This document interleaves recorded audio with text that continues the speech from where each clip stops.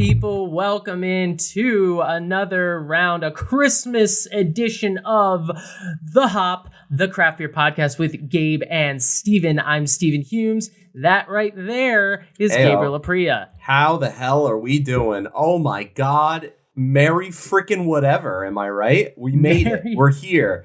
The big jolly old man is coming with a sleigh full of goodies, hopefully some beer goodies. We've got beer goodies. We're very excited. Thank you for joining us for 2023's annual Christmas episode.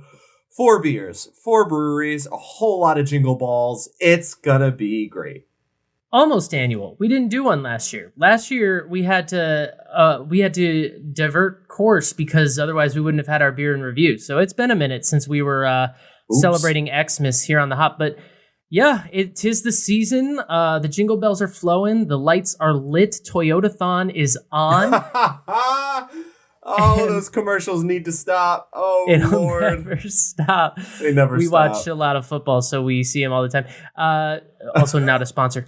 But yeah, we're excited. We got a whole lot to do. We got a bunch of news and notes. We got 4 beers, like Gabe said, from 4 different breweries. Some have been on the show before, some haven't. We got some classics. We got some weird stuff. We are going to be feeling some type of way at the end of this episode. So I say we dive right in. We do want to make a small, it's not even that small. It's an announcement here at the top, which is that Gabe and I are reaching the conclusion of our 4th year of consistent, never-ending podcasting. And we have never missed an episode in that time. We're very proud of that. We're very proud of the show that we've put out over the years. But as you may have heard, there's some life shifting happening. Some of us, I'm not going to point fingers, but some of us have big old parties to plan. And that's me. That'd be you. Yeah. So with that said, we are going to be stepping away from the mics for a bit in the new year. We are going to put out this episode, obviously, and we're going to put out our beer and review as we always do. And at the end of 2023, as we move in to next year, we're going to be stepping away for a bit. It's not a goodbye. It's a see you later, as we always like to say. We reserve the right to enter your podcast feed at any time as long as you'll have us.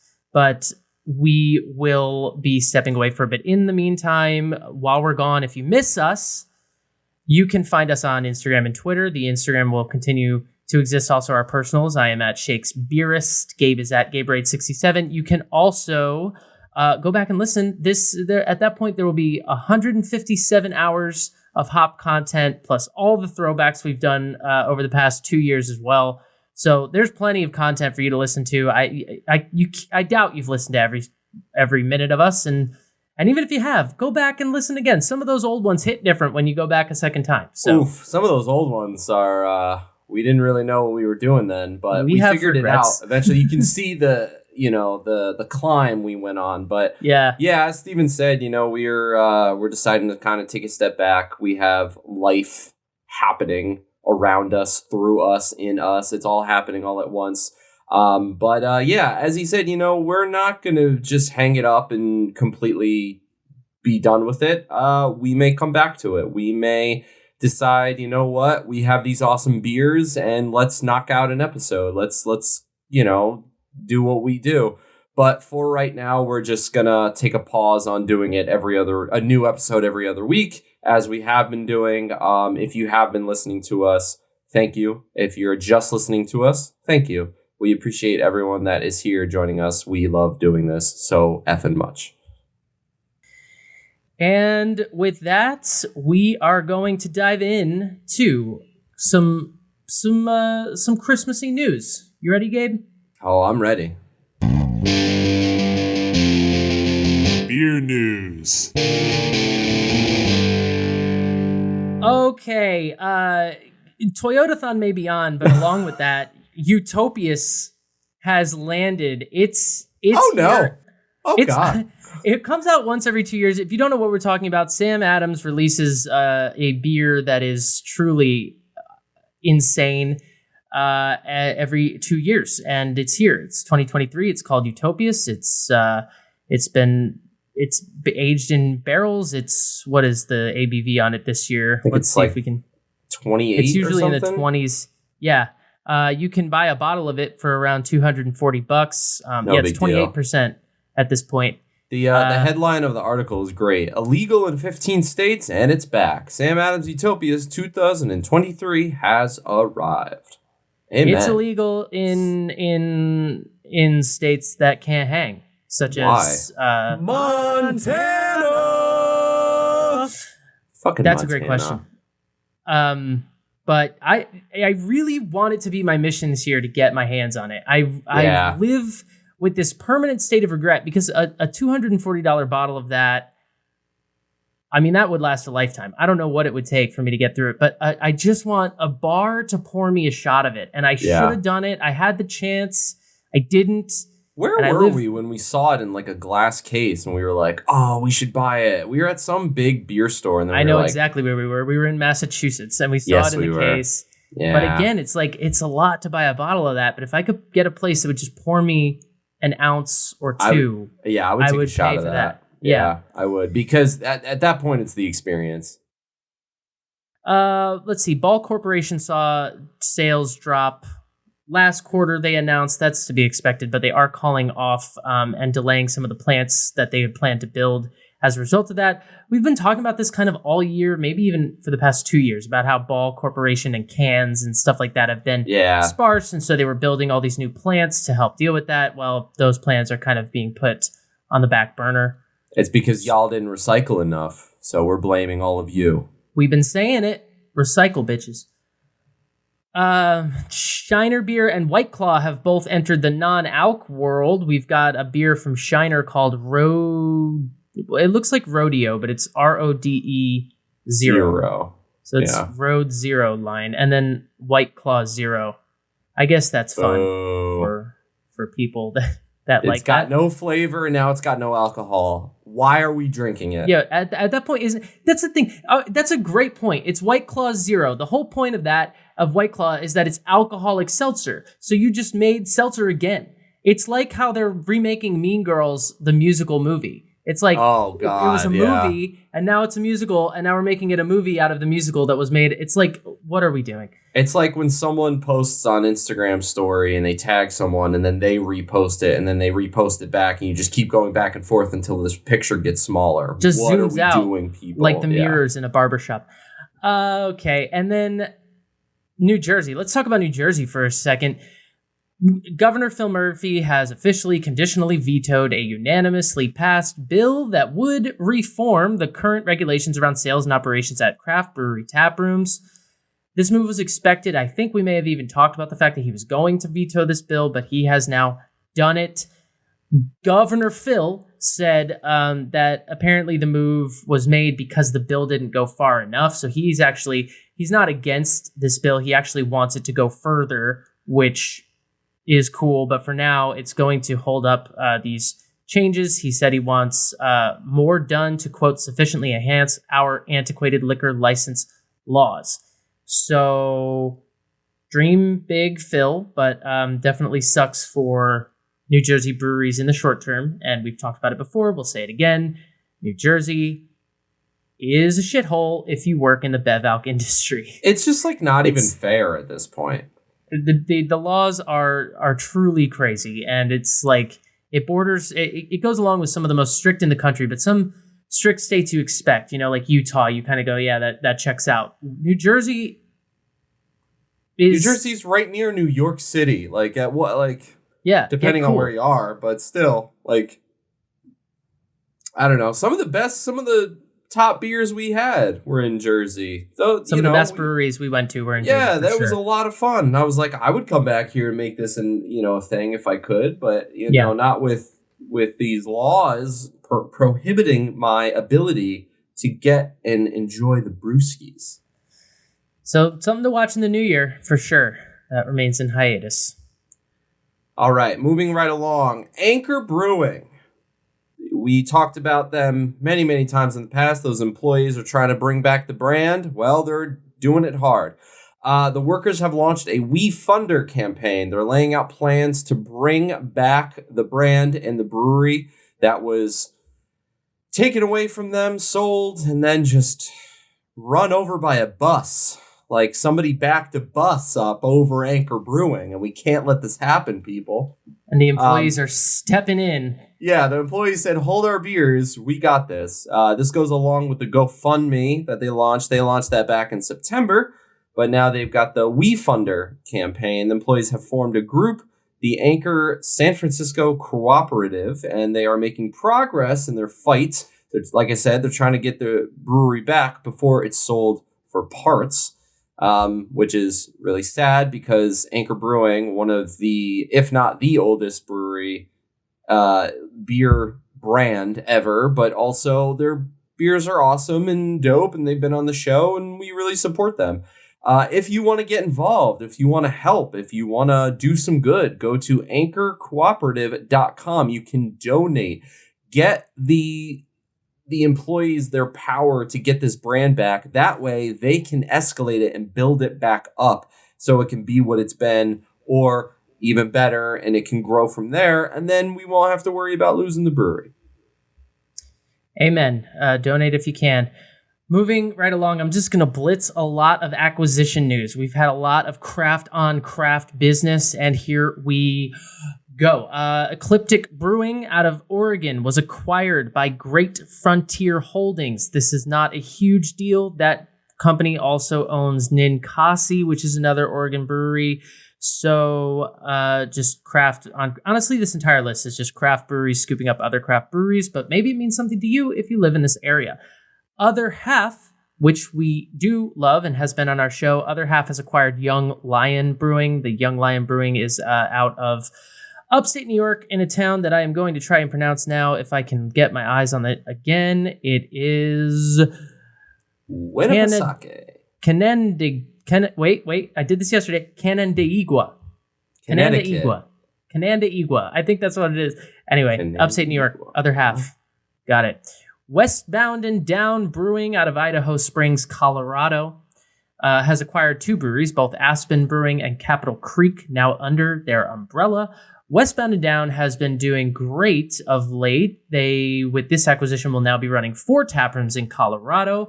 They also won a gold medal at the Gab earlier this year.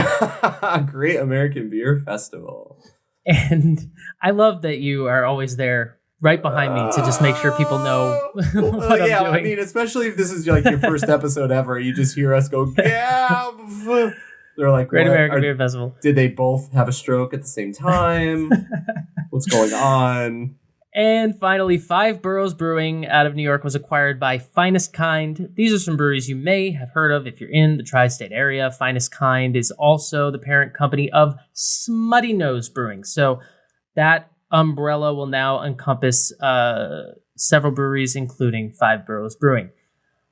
All of this stuff is just worth mentioning. I don't think it's particularly sad or bad. I just think it's worth noting because when you see those lists at the end of the year of like largest craft brewery, you always see things like the Canarchy Collective, right? Which has 6 Point and Oscar Blues. And you see these different, actually, I'm not sure if 6 Point's in there, but the point is you see these small breweries bundled together kind of like a cable package or something, and then they become larger breweries, but they still are good brands, so it was worth mentioning. Disney bundle, it's like Hulu and ESPN, yes, and Disney exactly. Plus. It's like all under one umbrella. You buy one subscription service, you get all the breweries as part of it. You can watch all the shows, the 30 for 30. Anyway. So Stephen talked about the good stuff, so I guess that leaves me to talk about the deaths in the world. Here we go. We got some funerals. Oscar Blues is... Oh, man, I forgot about that music. They are shuttering their Austin, Texas tap room. They could not keep up with it. They have decided to close it. Rest in peace. That sucks. Stephen mentioned it earlier. Ninkasi. They're closing their spot in Eugene, Oregon. What the hell? We just had some nice things to say about them, about Frontier, Great Frontier Holdings, but no longer. But those guys are now done. Thank you for your service. Thank you for your time and effort. If you see any of their beers, grab them while supplies last. Yeah, I don't even know if it was worth playing the music, honestly, because it's just a couple tap rooms that are closing. It's fortunately not the whole breweries, but Oscar Blue is closing their Texas tap room. Kind of seemed like a big deal, and if you like those breweries, those tap rooms, find a new spot. All right, we got to blitz this real quick and then move on. But Brewbound, industry trade publication Brewbound, one of the best, if not the best out there. They do awards, and sometimes they're fun to look at. So we're just going to list a few of what they listed here. Craft Brewer of the Year went to Lawson's Finest Liquids. Yeah. Give it up for him. There it is. He missed the first time. Lawson's Finest Liquids out of Vermont. We love them. Round 31 if you want to check that out. We had a large brewery of the year as well, which went to... That's so funny to me. A non-alcoholic brewery, and it's Athletic Brewing, of course. Who else? Also on our show, round 122. Yay! Yeah, just a different one for each one. Which brewery's really large? Oh, my gosh. Beer Champions of the Year this year went to the founders of the National Black Brewers Association. That's awesome. We're going to applaud that one. There you go. Hell yeah. That's great to see.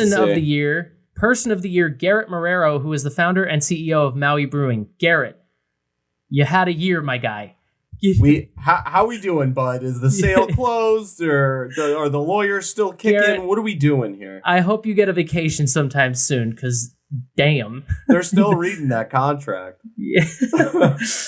And finally, we'll mention just some of the rising stars that Brewbound listed, most notably the ones that have been on our show, Torch and Crown, round 102, and also Crowns and Hops.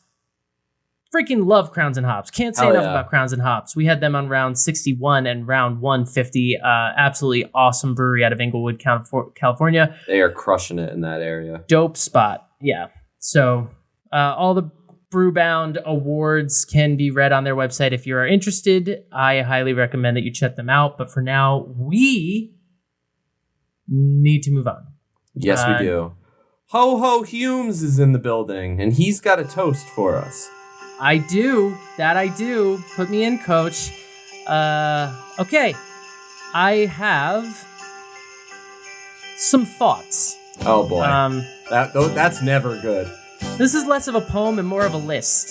These are things I need to know about life as learned from a snowman. Number one, it's okay if you're a little bottom heavy. Hold your ground even when the heat is on. Wearing white is always appropriate. Winter is the best of the four seasons.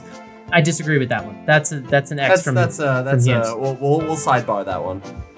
It takes a few extra rolls to make a good midsection. There's nothing better than a foul weather friend. The key to life is to be a jolly, happy soul. It's not the size of the carrot, but the placement that counts. Depends who you ask. Just saying what Frosty taught me. We're all made up of mostly water. Accurate. You know you've made it when they write a song about you. Avoid yellow snow, don't get too much sun. It's embarrassing when you can't look down and see your feet. It's fun to hang out in your front yard. Always put your best foot forward. And finally, there's no stopping you once you're on a roll. And wow. I'll close the toast with a little limerick. I'm dreaming of a white Christmas, but if the white runs out, I'll drink the red. Merry Christmas, everybody. Merry Christmas. Frosty the Snowman for president all. Let's get that campaign going. Let's do it. Let's do it. We have so many beers to drink. Let's get it rolling.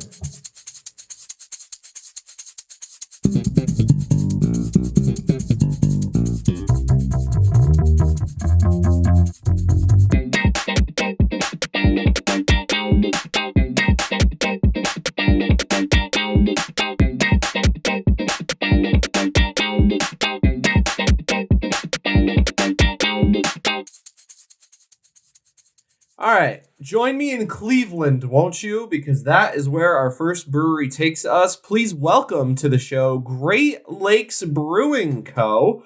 They are out of good old Cleveland. For those of you on YouTube, I am not at the brewery. I am at where I forget the Hill House, something like that. It's where the Cleveland Cavaliers play. And as you can see, they have their own little section where you can go because this brewery is the official sponsor of the Cleveland Cavaliers. Big basketball guy. This hit me right in the feels. I was very excited. I grabbed this beer. I said, Christmas, let's do it. I can't wait to learn about the brewery. And boy, did I learn things. Very excited. All right. I've got their Christmas ale. It is an ale with spices and honey. Lots of jingle balls just chilling in a container there, getting ready to be put on a giant ass tree. I'm not sure if jingle balls is an actual thing. I think jingle bells is what you want to be saying. I don't think jingle balls. These are ornaments. No. I'm just on one, and I haven't even started drinking. Oh my god! What does that tell you? Ew. Yeah, same. But I mean, what do you want me to do? This beer is 7.5% ABV, 30 IBUs. Beer Advocate has it at an 88. Untapped gave it a 3.79 in the glass. Ooh, it's ruby red. It's fun. It's a little more brown on camera, but in person, it's got that like reddish copper hue to it. I would say this is in the 20s on the SRM chart. This is fun. Where we feel like lately it's been a lot of yellows and a lot of pales, but this one's like red. This one is a Christmas ale. Pumped for it. The note from the brewery says, do not open till Christmas. Whoever coined that phrase obviously hasn't tasted our Christmas ale. A holiday classic, fully decked with fresh ginger, cinnamon, and sweet honey. This beer first debuted in 1992. It's won several awards, including a 6-time World Beer Championship winner since 1999. It's won gold and silver awards. And I'm very excited. Let's sniff her up, shall we? Yeah, so what is a Christmas ale? It's not really a real style, right? It's sort of something, but we all know it when we see it. Christmas ale tends to be something that is obviously top fermented. It tends to be darker, the color that Gabe was talking about, and then it's got the hop qualities, but there's also usually like a wooden kind of oaky quality to it. Sometimes they are aged in a barrel, some cherries, some spices. You get some of those like the spices that we associate with Christmas, whether it's like your nutmeg and ginger, maybe coriander. You get some of those sort of Belgian-y spices percolating around a lot of the time in the Christmas ale. So a lot of spices. That's what we tend to see, whether it's from another country or an American style imitating that. That's typically what we mean when we're talking about Christmas ales. Very Belgian, pretty much. Yeah. Full disclosure, this past week, I have been sick. I have had the COVID. But he showed up for work because he's a fucking professional, and that's what we do here. Give me a hell yeah! Yes! What's interesting is I haven't lost my sense of smell or taste, thank God, because that would make eating just so much worse. So my sense of smell isn't that strong, but it's not gone, so I am able to get some hints off of this. I am able to smell sweet malts. If you know Christmas beer, you know what I'm talking about. It smells like a Christmas beer. It's sweet malty, like honey a little bit. Kind of bready in a way. I feel like the spices they're there. They're not as strong, but again, that's probably not the beer. It's probably just my nose.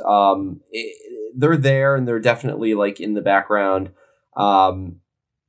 It just looks and smells like a classic Christmas ale. 7.5%. I am ready to get into it. Great Lakes, welcome to the show. Great Lakes Brewery is obviously out of Ohio, as Gabe said. I love a brewery. I love a sports arena where the brewery inside it. So that's already winning my heart. They're the official brewery of the Cleveland Cavaliers. Beautiful, beautiful. It's also independent and since 2018 employee owned. So it's one of those cool breweries, the way New Belgium was for a long time, where the employees are running the ship. They're in 14 states as well as Washington, D.C., and they market themselves as Ohio's original craft brewery. Big words, big state, but that's what they say. And we have no choice but to trust them, because why would they lie?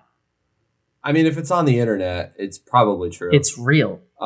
They do give back. They call it brewing good. They are using solar panels on their building to offset what they are quoting as 13 tons of CO2 emissions per year. It's pretty fucking huge. On their site, it said that they could power 2 houses for like a year. That's how much energy they're like cultivating. They do a lot more. We just unfortunately don't have the time to go into every single one of them. But if you go on their site, you can read about all of the good initiatives that they have and that they do. I forgot to mention this beer. Where'd it go? This beer is made with Mount Hood and Cascade hops, and the malts are 2-row wheat, Crystal 45, special roast, and roasted barley. The taste is awesome. This is a Christmas beer. I don't think I've had this kind before.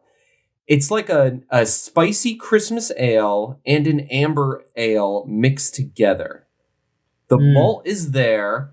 It's not overpowering. It's a little spicy with the Christmas spices. It's fun. It's festive, and it's thirst quenching. Like, it just goes down so smoothly. It's very evenly carbonated. Like, it's very, very like well done. The taste is really follows the nose, but like even more so. You're getting that little bit of like orangey honey maltiness, but then there's a little cinnamon, there's a little more sweetness on the back end.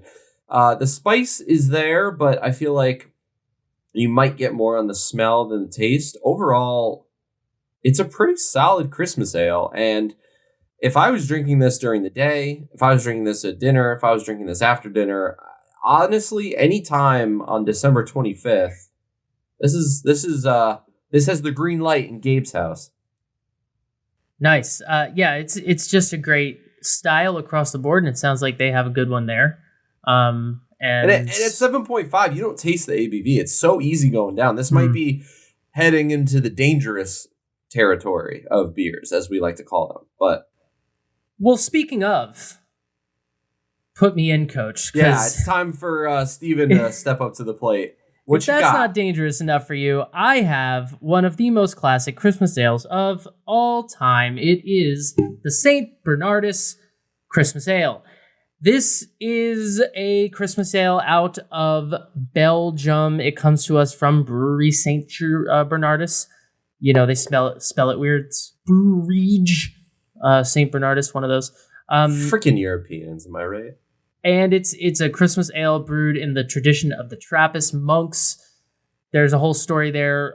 Let's get into it. But look, people love this beer, and I'm excited to have this beer. Okay, it's 9.8% ABV. IBUs are at 20. Untapped 3.87. Beer Advocate 94, which does make it an outstanding according to the Beer Advocate rankings.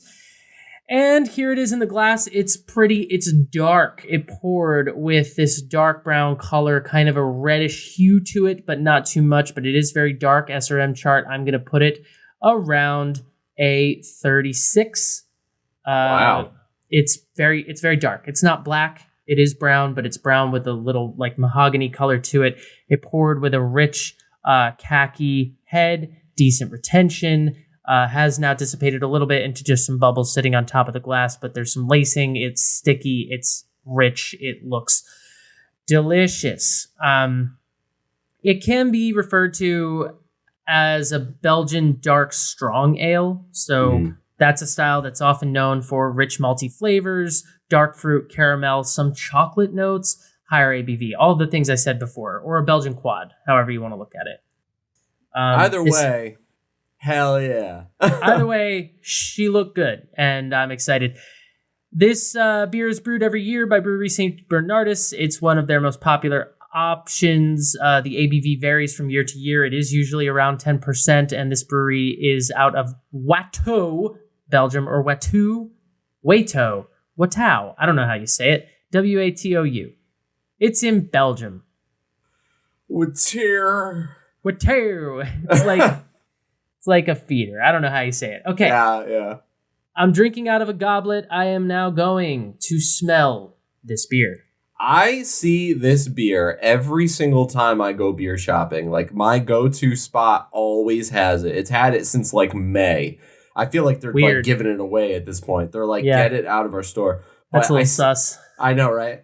I see it all the time. And when Stephen was like, I'm doing this one, I was like, oh, I should have gotten it. Should have done it.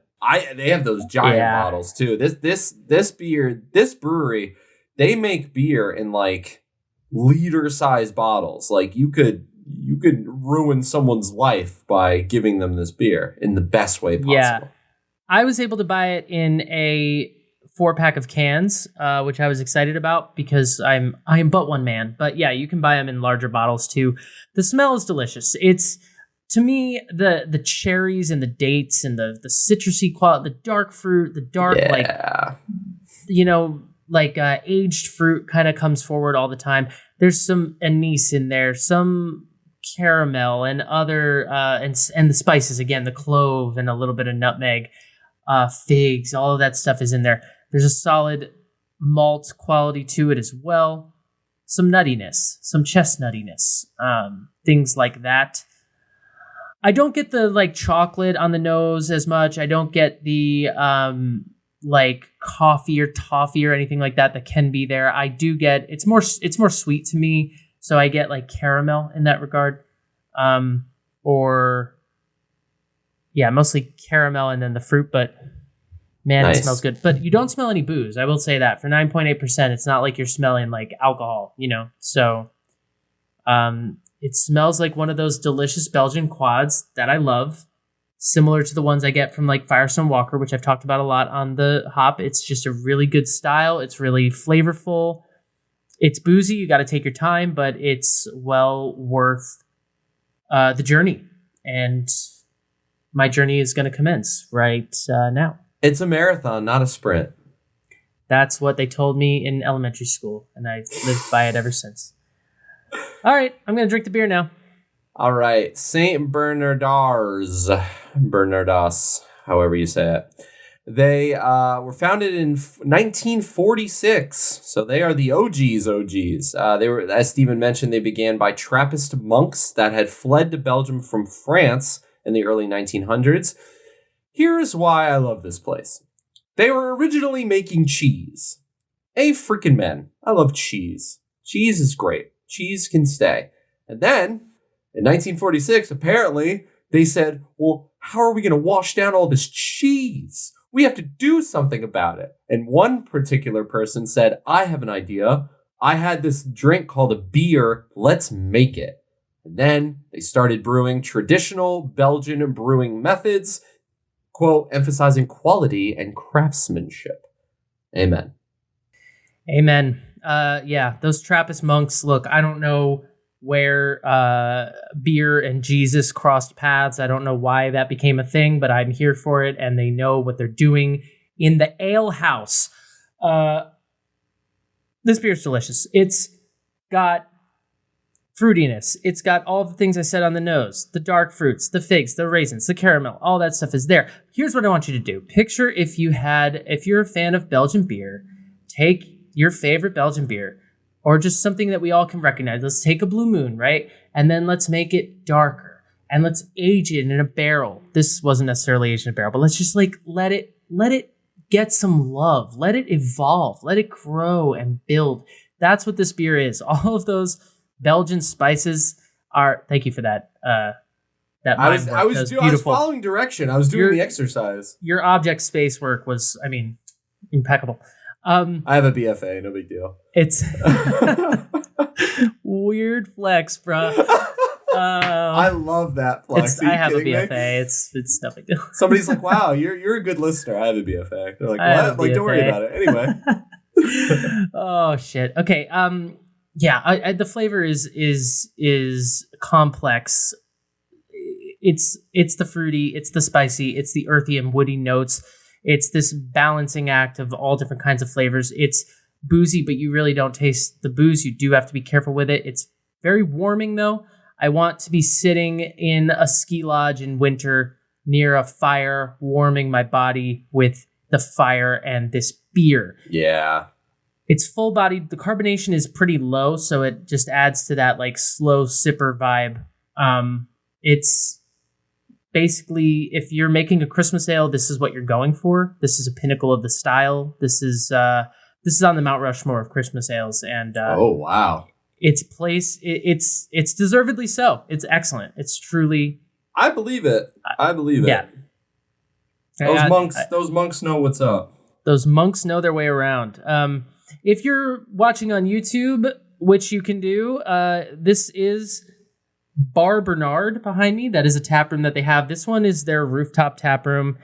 I added the Christmas shit. That's not. Oh, nice. I was like, that's wow, not in the room. He really lucked out with this photo. No, I did some work. But it's a beautiful rooftop tap room. As you can see, lots of natural light, very airy, very spacious, just where you want to drink some Belgian beers. So if you find yourself in Watou, you can visit the spot. You can take a tour. They got food. The food looks good. Yeah, I'm looking. What do we got? Meat platter, cheese platter.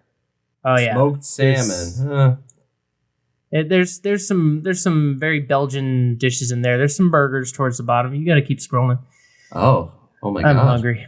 But yeah, this brewery, they're as Gabe said, they have a history dating back to the early 1900s. They remain true to the tradition that started them. Over the years, they've changed hands and ownership, and some things have changed, but they remain committed to using the top quality Belgian ingredients, Belgian malted barley, their Belgian yeast, which dates back to like 1992 or something, has just been keeping alive since then and is in this beer. So as Gabe mentioned before, with Great Lakes, again, brewery fully deserving of their own episode. We don't have time for that today, but this is excellent. And you know what? If you want to feel the Christmas spirit, if you're just not feeling jolly yet this year and you're a beer drinker, go get one of these. Get one of these, pop on the Mariah Carey. You'll be feeling jolly in no time. There's apparently new Christmas music coming out, and I'm the one person in this world who's like, listen, I have no problem with the classics, but for God's sakes, do we have to listen? It's just the same thing every year. Like, when's the new stuff coming out? Boobs? Are you a boobs guy? Booblé? Sorry. Dude, I love boobs. Are you kidding me? Boobs is the best. Like, boobs can hang. You know what I'm saying?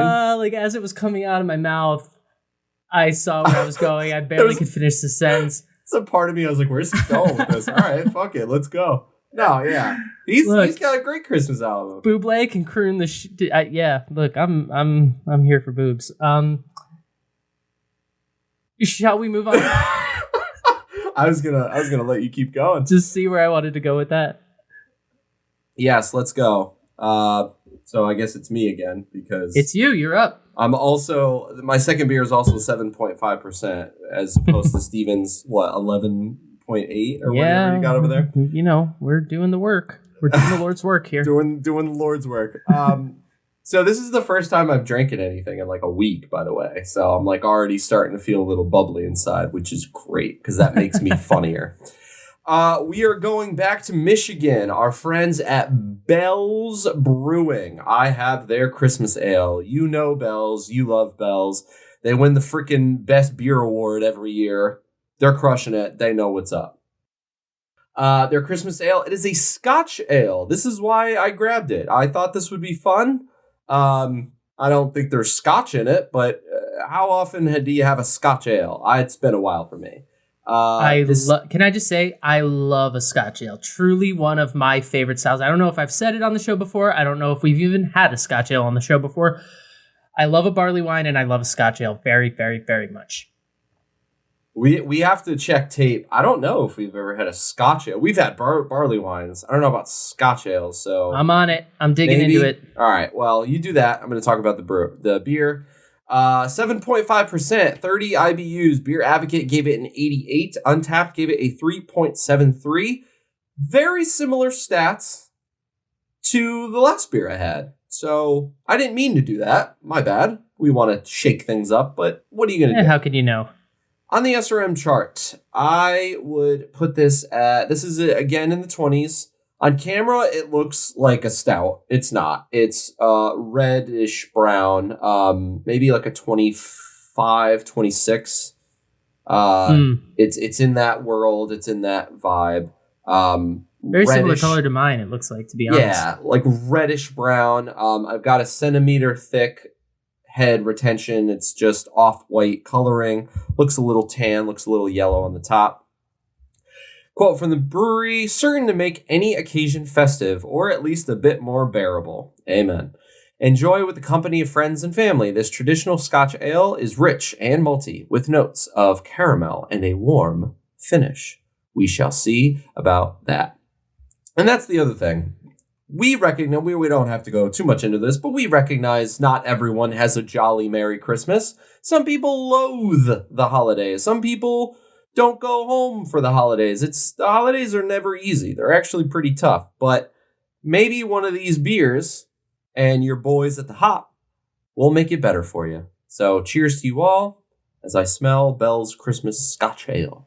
Some people don't even celebrate Christmas, but these beers are great for Christmas. They're also just great for winter weather, and that's something we all have to deal with. Well, most of you, not me. I live in Southern California, but the rest of the country has to deal with it. So, yeah.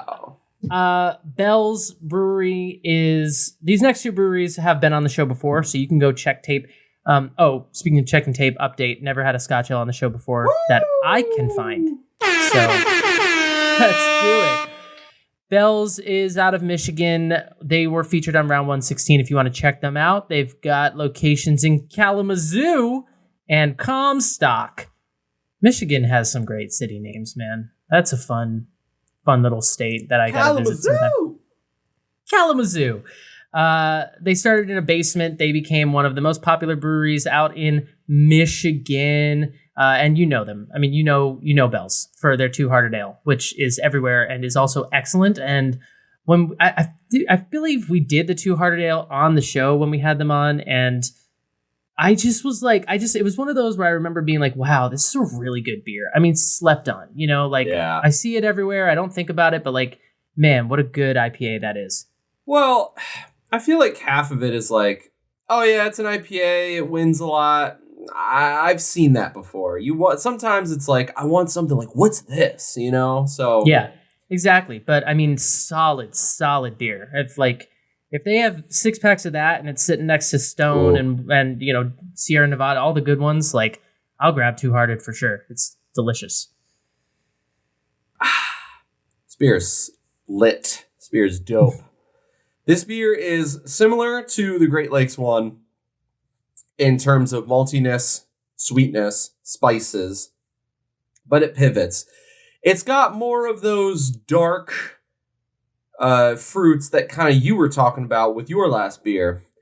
It's got a little bit of the sweet toffee notes, but the dark fruit really comes through, like plum and dark cherry and like maybe a little like raisin. I don't even know, but the spice along with those flavors of fruits really complements it together. It's got a little more carbonation than the Great Lakes one, which makes it awesome. It's definitely full-bodied. It's definitely got a crisp mouthfeel. I don't think it goes down as easy as Great Lakes. So this one's definitely going to be one you're going to want to take your time with. You're going to want to sip at your leisure. But it is very good. Bell's, I don't know. I don't know if I've had a bad Bell's. You know what I'm saying? Scotch ale. Scotch, it's at 7.5%. It is kind of on the lower side of what a Scotch ale can be sometimes. So that's kind of interesting. Yeah, a Scotch ale, it's sometimes referred to as a wee heavy. It's a British style or a Scottish style, if you couldn't figure that out. But it tends to be pretty high in alcohol. They're kind of aggressively malty. They've got caramel quality to them. They're not very bitter, but they are delicious. I love them. They're rare, though. They're just a rare style. You don't see them that much, Lacing is pretty good down the sides of the glass. It is a little sticky in the mouth. It is just a teensy bit. That's where the sweetness really comes in, and it really, like, I feel like it adds flavor. Like, it coats the sides of your mouth, and it, like, as it goes down, that back end taste is like, ooh, there it is. There's more. This is dope. This is really great. It's this one, yeah, I think even though it's 7.5%, I think take your time. I think it's a marathon, not a sprint. I think it's it's Christmas night, and where you gotta go. Just sit, relax, eat your whatever, and sip eat on the Christmas cookies and sip the. Speaking of marathon, not a sprint, I also have one more beer, and it's crazy. It's something crazy. Look, I feel like the beers we've had so far, Christmas ale, another Christmas ale with a little more booziness, a Scotch ale, they're all kind of in a similar vein. But this one is out of left field, and I saw it, and I said, that's weird, and I need that in my life. This comes to us from Omegang, Brewery Omegang, out of New York, Cooperstown to be exact, baseball. And it is their Everything Naughty white chocolate blonde imperial stout. Hallelujah. Listen, when I hear blonde stout, my ears perk up automatically. Yeah, because how often have we gotten that? Maybe twice. Very rarely. It's a weird, trippy experience for your brain typically, so I'm excited to get into it. This one is imperial, so it's 9.5% ABV. IBUs are at 27. Beer Advocate has it at 90. Which is, again, a very good score. Untapped 3.82. This goes in tandem with another beer in their lineup called their Everything Nice, which also looked exciting. It's a strong blonde ale. This one's a strong blonde stout. So I said I could go naughty or nice. I'm obviously going to go naughty. Because why not? You naughty dog. It's vacation. From the brewery, the Naughty Elves were spotted in Cooperstown not long ago, full of mischief and mayhem, which left us, much to our delight, with an Imperial Blonde Stout. Everything naughty, a stout that confuses the eyes and tantalizes the taste buds. Anticipate notes of roasted coffee and white chocolate, complete with a brilliant golden hue. This rich stout is smooth and velvety with classic stout flavors. And here it is in the glass. Man, I love it. It's yellow. It's totally a blonde beer. I mean, SRM chart, we're talking probably a 9.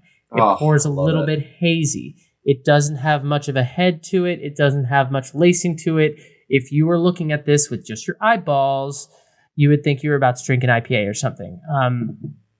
Because that's what it looks like. And I will say, we have had some blonde stouts in our day. I'm thinking most notably of one at Stony Creek in Connecticut. Yeah. And it's a trippy experience, man. When you see with your eyes a blonde beer and you know what that does, what your eyes are expecting, and then you put it in your mouth and it tastes like a coffee stout or a chocolate or something that should be dark. You can just hear your brain screaming, "What the fuck?" Yeah, it's bizarre. Which is why I wanted it. The hops in here are Magnum, Styrian Golding, and Sazbra. The malts are 2-row Carapils and blonde roasted malt. And I'm going to smell it now. This beer is a great prank beer. Like if somebody you don't like is like, yeah, go give me an IPA, you can be like, yeah, sure, and hand them this, and they take a sip and they're like, ugh. They would take a sip and be like, what the fuck? But they'd be like, it's bad. This beer is kicked. I want a refund. And then they get thrown out of the bar, and then you have to deal with them anymore. Mission accomplished. You can tell right away when you put it to your face. I mean, the notes there's some smokiness there. Coffee, vanilla, caramel, nothing relating to an IPA. The hops are not bitter, not citrusy. It smells doughy. It smells like white chocolate. It smells like a local coffee shop at the mall. It's that it's dessert, baby, biscotti, all that kind of stuff. It's wild. Yeah. I don't know. We're low on time. I'm just gonna drink it. I'm excited for you. So Bells, if you want to hear our full episode, that's round 116. Omegang was round 5. Early days. Woof. As Stephen mentioned, They're based in Cooperstown. They are part of the Duvel Morkat umbrella, Belgian beer collective here in the U.S., along with Boulevard Brewing and Firestone Walker. They are known for their Belgian-style ales. They have a dope tap room. We did 3 or 4 of their beers last time for one of their episodes, so we're very excited to have them come back time and time again. How's that blonde treating you, Stephen? Are you having more fun? Blondes always do. It's really good. Yeah, it's not what you think of as a Christmas ale, but man, it's a trippy experience, and it's one that is just really different. And if you're into fun beers like this, you'll be into it. And if you like your traditional stuff, you might not be into it. It tastes like all the things you get on the nose. You get your caramel and vanilla. It's bready. It's got the coffee quality. I saw a lot of comments online and reviews that said cream soda, and I think that is a great comp. It's like this vanilla carbonated thing. If you've ever had cream soda, if you're a fan of cream soda, that is this is like an alcoholic version of that. It's really good. I don't get a whole lot of, I guess there's a little bit of like orangey citrus, but it's really subtle. The back end is this lingering like chocolatiness. I don't think it's as warming and like Christmassy as the Christmas ale, but I will say similar to the Christmas ale, I don't taste the booze. And so we have 2 beers in front of me, one 9.5%, one 9.8%, and I don't taste the booze in there. So that's... Oh, no. Pray for Stephen. He's going to die. Oh, no. It's dangerous. This is part of their OMG series, which the brewery describes as, quote, a boundless playground for irrelevant innovation, a velvet revolution, our wild side, and a new home for libations we love. So they do a bunch of they have, I love the Duvel Morkat, as I hit the microphone, the Duvel Morkat Collective. I really do. Yeah, Firestone Walker they got some is one of my stuff. It's like Gabe said, Firestone, Omegang, and Boulevard, and just they are. I'm in the Belgium world today, and this is all about that. So I love it. Go off, King. I wish I could talk more about it, but round 5, you can go listen to it. They also, if you're one of those people, they have a disc golf course if that's your thing. Okay, it's not ours. Well, it's not my thing, but I would try. Sure. Well, it's like Frisbee on steroids. Exactly. Or golf on the opposite of steroids. Golf on weed or something. Yeah. Honestly, you know what? That checks out. Yeah. All right. We should probably move on. I don't know. It doesn't really make sense to rank these, right? We're not going to compare and contrast. You maybe could, I guess, but I'm going with the Scotch Ale by half a point. Great Lakes beer is great. The Christmas Ale is dope. It really is good. The Scotch Ale just has, I feel like, the same flavors. I feel like the flavors are just elevated just a smidge, and it is a little more sticky and different in the mouth. But if these are my beers for tonight, I am not complaining. I am feeling some type of way. Yeah,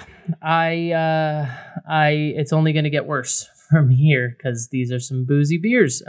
I would go with the Christmas Ale from St. Bernardus just because, just respect. It's one of the most famous Christmas ales for a reason. It's really, really good, but they're both excellent, and I'm content with my choices. As you should be.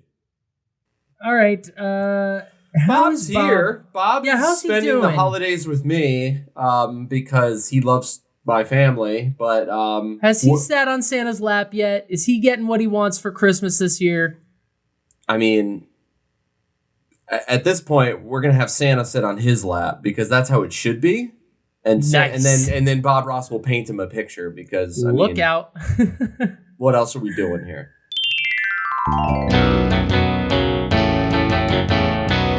Can Art and Crafts. Ho, ho, Holy shit, it's been a long ass year. Great Lakes, hi, how you doing? Welcome to the show. This is the part where we judge your artwork. We've got a bunch of, okay, so they are ornaments. I keep wanting to say jingle balls, but I'm not going to say it this time. We got a bunch. No. We got oh man. We got a bunch of ornaments in a delivery vehicle of some sort with what appears to be a wintry town behind it. Lots of great detail, lots of great fun. I enjoy it. I think it's great. The bells, we've got a fun little Christmas tree with some ornaments on it. Out in the wild, a couple Christmas trees, but one is front and center. It tells you what it is. The font is also pretty nice. That says Christmas Ale. It's very specific and very English and very, very nice. And then Stephen's can, the Saint Baradito. This guy, Bernardus. This guy looks like he's having fun. He's just some monk with a Christmas hat on. There's a reindeer behind him. Some cartoonish looking things. He's holding a beer. He's holding a little goblet. He knows what's up. I love the can. Dark colors as the background, which accents him in a way. We got some bows. We got some candy cane looking stripes. The whole shebang. It's a party in a can. And then we've got the Alma Gang. It's very green. There's a lot of green on this can. Baby. This is yeah. All of this would be green. It's bright green. Oh yeah. Well, I see some elves. I see some dancing. I see a tree. I see 9.5. I like this can. This one's fun. This one I think is the best out of all of them. So I'm gonna give it a 9. What's the ABV? 9.5. 9.5. I'm gonna give it a 9.5. I'm gonna give the Saint Badaditia a solid 9. I'm gonna give Bells a solid 8.9 and Great Lakes a solid 8.92 because the giant jingle balls really accent. You got a lot of balls and it's really great. That's Can Arts and Crafts. You know, we love the Christmas spirit. I'm gonna play the drop anyway.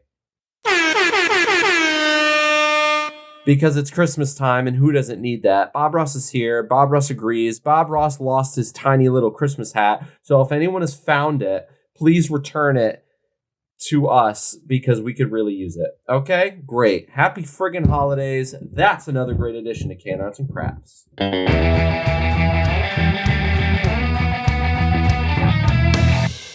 What's on tap at each of these breweries? I don't know. A lot of stuff. Check them out for yourself.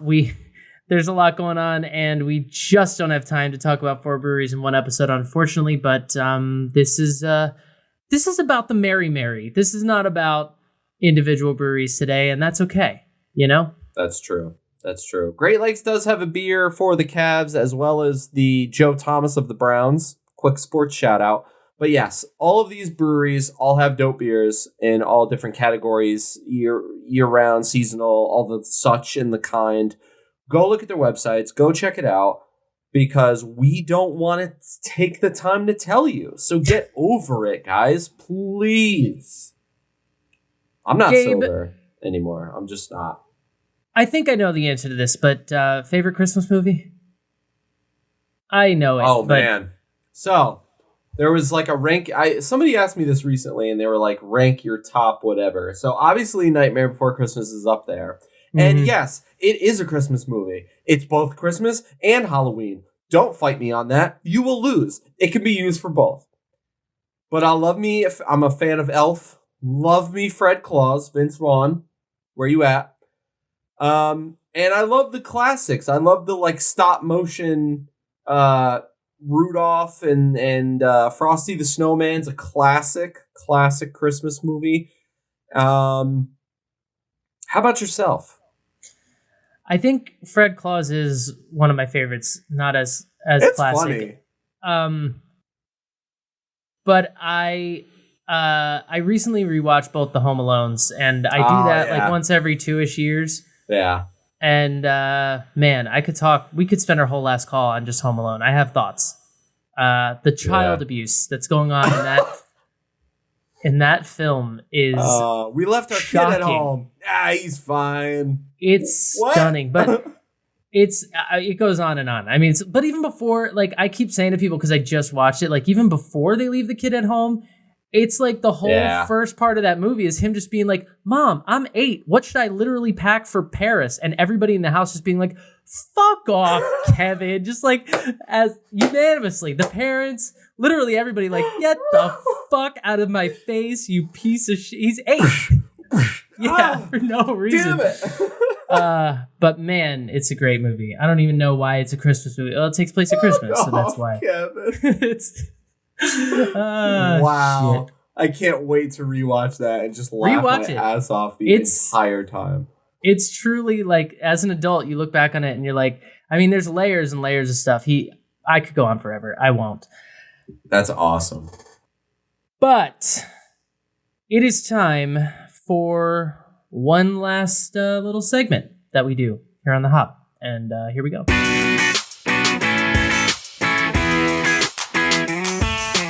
Last call. Sticking with the Christmas theme, we are just going to basically talk about the 8 strangest Christmas traditions around the world. I believe that some of you should know some of these. We're just going to read them off quick, one by one, as we're running out of time. We're going to get into it, and here we go. Austria. Okay, right off the gate, y'all need to chill. What is going on in Austria? They have something called Krampus. Now, Krampus is the title of a horror Christmas movie, I believe. It's like the demon side of Christmas. It's old folk tale, yada, yada, yada. So basically, Austrian kids who end up on Santa's naughty list also have to worry about Krampus, a horned, hairy beast that snatches misbehaving children in his wicker basket, serving as St. Nicholas's creepy enforcer. Here's where it gets weird. People in Austria dress up as this thing, horns, hairy and all, and parade around, they call it as the half-goat demon, parade through the streets brandishing sticks and terrorizing children. Have you not heard of Krampus? Is this your first Kramp experience? No, I've heard of Krampus. I just don't know why Austria has no chill. That's my real question. I have no idea. This is truly, I mean, we're doing this article on the strangest Christmas traditions on Earth. This is the strangest one. I mean, what happened to a lump of coal? Like, why are we got to be kidnapping kids and serving them up to Santa as our creepy horned demon child? It's weird. And like, if you look at the photo, like, it is a horned demon person. This is not like, it's creepy. It's creepy and evil. I mean, it's terrifying. Woof. I'm glad I'm not an Austrian child because they had a different childhood than I did. Oh God! I was just told to be nice, or I'd get a piece of coal in my stocking, not get fed to a demon goat man, right? Who's gonna destroy my dreams. Like, our worst problem was, well, we'll keep the fire going.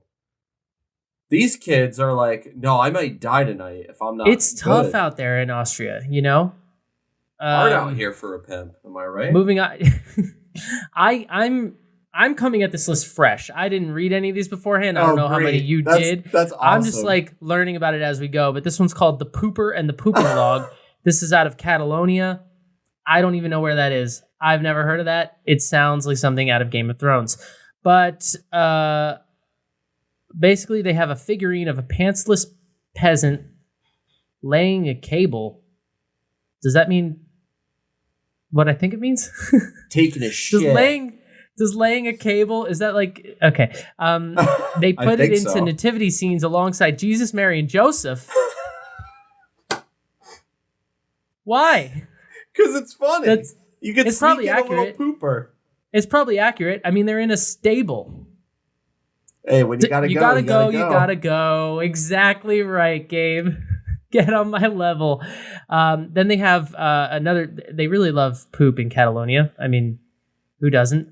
They have what they call the pooping log. It's a small stick with a smile on its face that lives on the dinner table, is fed every day with nuts and sweets, kept warm in a blanket, gets beaten with sticks. We are not making this up.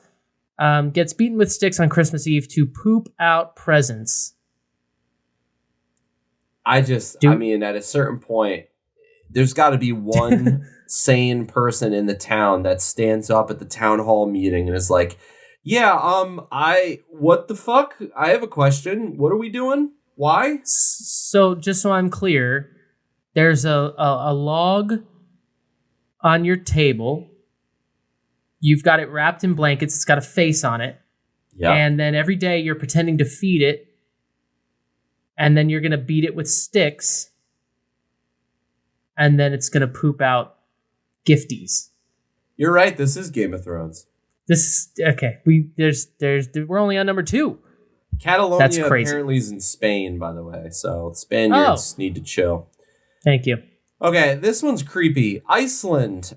They have something called the Yule Lads. It's basically like, you ever have those figurines of like people singing, or figurines? Yeah, the of just, Byers Carolers. Yeah. You know all about those. Oh, I do.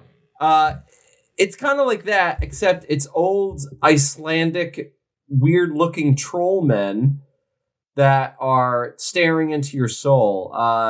Like Snow White's 7 dwarves, each of the 13 Yule Lads has its own personality, including Doorway Sniffer, Spoon Licker, Sausage Swiper, I'm reading this, by the way, Candle Stealer, Curd Gobbler, and the ominously named Window Peeper. Where are they? Oh Get my in god. Here. Ew. The Each Window takes Peeper. turns visiting children who leave shoes in their bedroom window, dropping off prezzies for the good kids and rotting potatoes for the bad ones. If I looked up at my window and I saw one of these weird-looking Icelandic men, I would scream, cry, throw up, and throw hands. Someone would get hit. Yeah, listen, I don't want a window peeper preying on children. That's just me. That doesn't scream happy Honda days to me. What happened to tell you on the phone? I got them both in there, baby. Son of a bitch. Give me one more. I got it. Okay, in Wales, they enjoy parading a horse skull attached to a pole around. I don't like this either. That one's weird. We don't need to linger on this. Basically, they take an undead horse, parade it around. They knock on people's doors with it, and it's creepy. And then they drink about it. I mean, how Welsh. Let's get to Japan. Let's get to this. This because is the honestly, best one. This belongs in America. Kentucky Fried Christmas. This is the most Coca-Cola thing ever. So Christmas isn't big in Japan, but apparently KFC has made it so. And so they like eating KFC in Japan on the 25th of December. Is that the idea? Amen. Yep, pretty much. They just go get some KFC, they go get some chicken, and they have themselves a meal. You can go get Chinese food and go to the movies, or you can go get KFC. Either way, you're winning at life. And ironically, in Kentucky, they like to eat sushi on Christmas. So I'm making that up. It doesn't go both ways. All right, Italy. What are we doing in Italy? A wine drinking witch. Wait, hold on. Oh, yeah. Italy's kind of weird. Italy's weird. The rest of these are fine, but Italy. It says it in even the article's like, we're not sure why this is happening, but here we go. Basically, there's a wine drinking witch. 12 days after Santa's visit on the eve of the Epiphany, families across Italy leave out a glass of vino and a plate of sausages for La Befana, who pops down the chimney on her broomstick. Okay. This is an old folklore. Sure. Basically, an old lady knocked back an invitation from the 3 wise men to witness the birth of JC himself. They were so devastated about missing it, she spends every Christmas time gliding around the country searching for baby Jesus, and the article says we're not sure why she thinks he's in Italy, but hey, maybe he wants some pizza. I don't know. And to move this along, in Ukraine, instead of hanging lights, apparently they like to do something with spider webs. I don't really know. That sounds a little Halloween-y to me. And then in Mexico, they carve radishes into intense-looking sculptures. I mean, that's a lot. But all that said, what's your favorite one? What's my favorite one? What do you wish you could get involved in? KFC. 100%. Everything else is either creepy, scary, or disgusting. I'm pooping log. I'm gonna prop a log up. Yeah, cause fuck it. We're like, yeah, let's have a log shit out Christmas presents onto my table this year. No, you have to beat it first. Oh yeah, you got to beat the poop out of it. That's natural. How else are you going to earn those presents? I'm going to go eat fried chicken and have myself a day. You can do whatever you want. I'm going to play with a log. Okay. All right, we got to go. Listen, Merry Christmas, one and all. Thank you for joining us. If you celebrate, and if you don't celebrate, then Merry December 25th. And I hope you have a great day of stores being closed and getting to not work. And those are both valid things.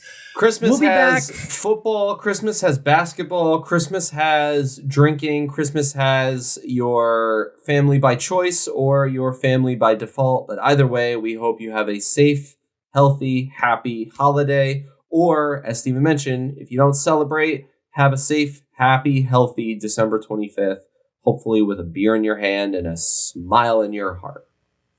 And we'll be back with our beer in review next time. Thank you for joining us. Say something nice. Cheers, everybody. Peace.